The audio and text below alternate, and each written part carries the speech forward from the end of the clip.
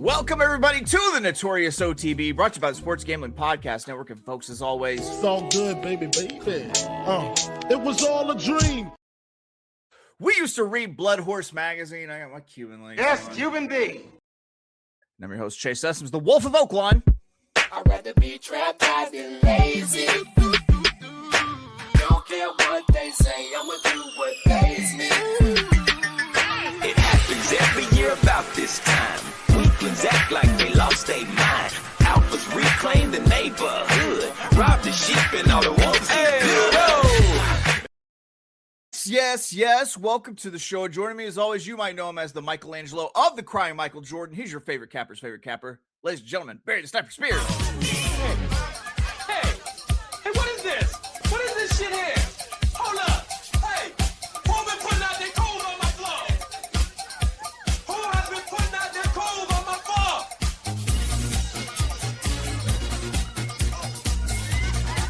Hey. Have you people ever heard of coasters? I think it's the coaster. No coaster is pretty, because those might be like family heirloom table, Well, if the coasters are there, like they're visible, I would assume that you should be using them. But Okay, so just random, I had a random thought hit me, and that was, did you see what Desmond Baines did to that dude who was laying under the goal the other day? yeah, OG Anunoby, yeah, he smashed him with the ball. He's supposed to do that. I love it. That was so disrespectful. I love every part of what happened there, man. That was so great. I've seen that happen before where someone just kind of pitches the ball to him after they get blocked or something. But like the whole it cost him $35,000, but I feel like that was $35,000 worth of entertainment right there. Absolutely. He's Desmond Bain is kind of a crash out anyway. That's why he had to get out of Memphis, because him and Ja Morant on the same team, nah. That's not gonna work. Yeah, they're nuts. So at least he's on a team where he can be the man and do kind of whatever he wants. He doesn't have to show up more armed than the other guy that plays on his team. Exactly. He doesn't have to bring the grenade launcher or anything like that. Well, I've rarely watched the NBA, but that's some NBA I can get behind. But Barry, it's Wednesday, and on Wednesdays, Barry and I, we offer up nothing but our best. That's right. It's time for Wednesday Best Bets. Barry and I are turning our attention to the Sniper's stomping grounds, Tampa Bay Downs. We've dug through this Tampa Bay Wednesday card from the rooter to the tutor to find our very best bets on the card. Let's pull up some past performances. Sure. We're talking Tampa Bay Wednesday, the 10th of December, year of our Lord, 2025. Post time for the card is going to be 12:20 p.m. Eastern, 11:20 a.m. God's time, 9:20 a.m. Pacific time. Out on the Pacific Coast. And Barry, you are actually going to be kicking it off today. Because your best bet starts in race 2. We're talking 6 furlongs. We're talking $10,000 claiming on the dirt. Barry, what are you doing here? How are you getting so spicy? Yeah, I figured we could start it off early with somewhat of a best bet. This race in particular, there seems to be a lot of speed. The one Race to the Finish has speed. The 4 Ship It will probably have to vie for the lead. The favorite, or the morning line favorite, 3 times. The 5 is getting blinkers on and will probably most likely be really, really forwardly placed, if not trying to go for the lead, just because of the drop in class. The 6 Novelli has only won pretty much on the lead.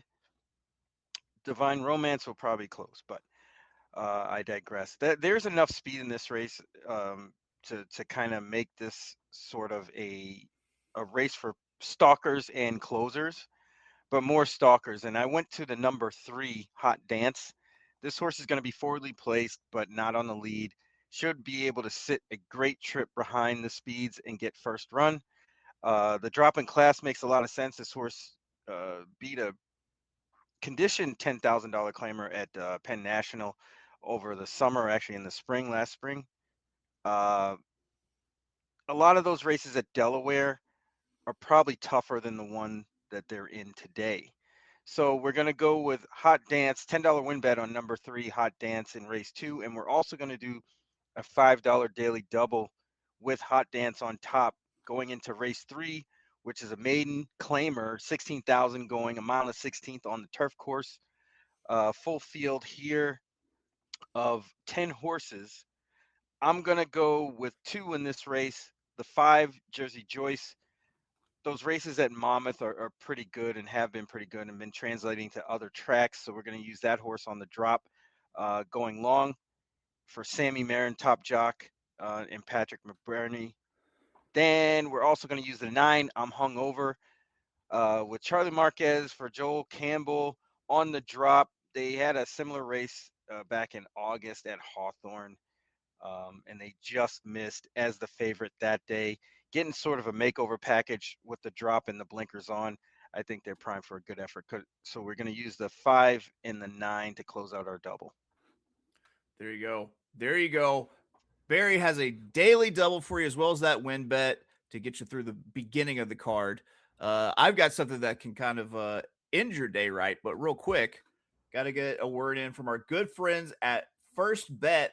Go to firstbet.com. That's the number 1, stbet.com, and sign up with them and get a $250 sign up bonus. When you use promo code NOTB250, you unlock a $25 bonus for every $100 you bet over your first 60 days, up to a max bonus of $250. So remember, go to 1stbet.com, sign up with promo code NOTB250.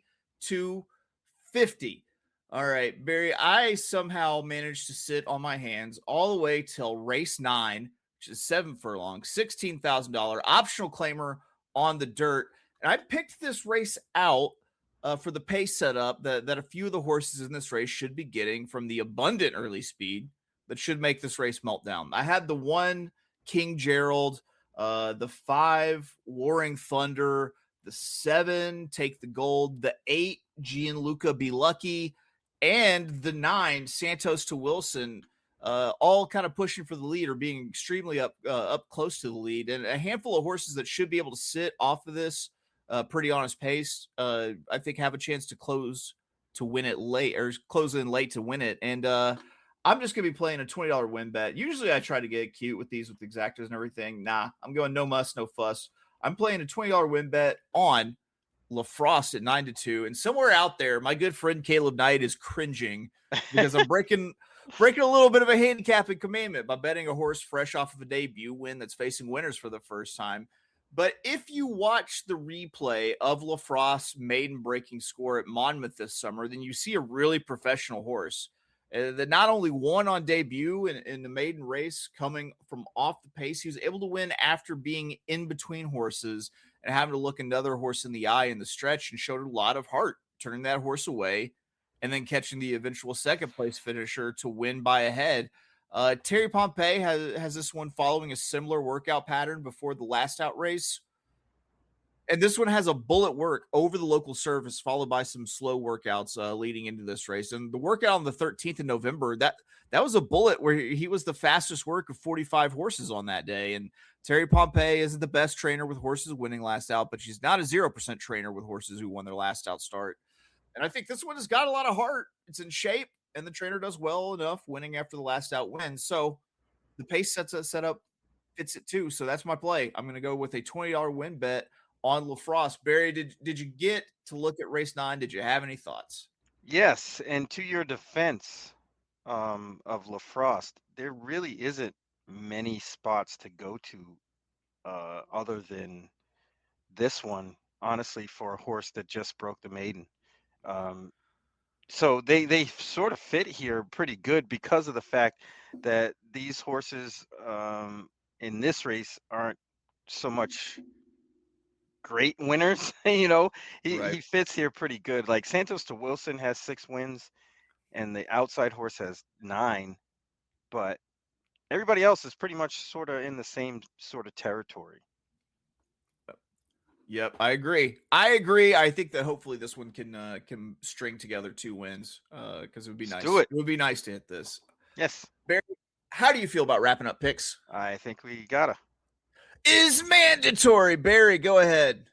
We're going with race 2, $10 on number 3 Hot Dance, and a $5 daily double with Hot Dance going into race 3 with number 5 Jersey Joyce and number 9. I forget the name, but I'll have it in a second. I'm hungover. That's Yeah. Fair, It fair sounds enough. like I am, but I'm not. Yeah. Yeah. Disclaimer, he's not actually hungover. All right. Well, here we go. My best bet comes out of race 9, the finale. I usually get a little cute, not getting cute today, just focusing in on a $20 win bet on the number 4, LaFrost, 9-2 on the morning line. Barry, what you got going for the rest of the day? Not much. Trying to stay warm. It's a little cool here today in Florida, so I'm laying low and probably be like one of those iguanas. You know, when it gets Just- cold, they stop moving. I'm gonna stop. I can imagine you just like falling off the couch, just like rolling off. Absolutely, that's exactly what happened. Yeah. All right. Well, that's going to do it for us here at the Notorious OTB, brought to you by the Sports Gambling Podcast Network. We'll be back tomorrow with our Thursday big show at 2 p.m. Eastern, 1 p.m. God's time. We're talking the opening Saturday at Oaklawn Park. I'm excited. Oh, yeah. It's in the name. Let's get it. We will see you then. Let me find something to write out on. I got it. We'll see you tomorrow. We love you. Bye-bye. Yeah, one more for the Insta sluts, one more for the Insta.